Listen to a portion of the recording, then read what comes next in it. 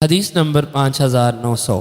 حضرت جابر بن عبداللہ رضی اللہ عنہ فرماتے ہیں رسول اکرم صلی اللہ علیہ وسلم نے فرمایا اگر ہمارے پاس بحرین کا مال آیا تو میں تمہیں اتنا اتنا اور اتنا دوں گا۔ آپ نے دونوں ہاتھوں کو ملا کر اشارہ فرمایا، پھر بحرین کا مال آنے سے پہلے رسول اکرم صلی اللہ علیہ وسلم کا وصال ہو گیا۔ اس کے بعد وہ مال حضرت ابوبکر صدیق رضی اللہ عنہ کے پاس آیا تو آپ نے منادی کا حکم دیا کہ وہ اعلان کریں کہ جس شخص سے رسول اکرم صلی اللہ علیہ وسلم نے وعدہ کیا اس کا قرض ہو تو وہ آئے۔ حضرت جابر فرماتے ہیں میں کھڑا ہوا اور کہا رسول اکرم صلی اللہ علیہ وسلم نے فرمایا اگر میرے پاس بحرین کا مال آیا تو میں اس طرح اور اس طرح دوں گا۔ حضرت ابوبکر رضی اللہ عنہ نے ایک مرتبہ مٹھی بھری اور فرمایا اس کی گنتی کرو۔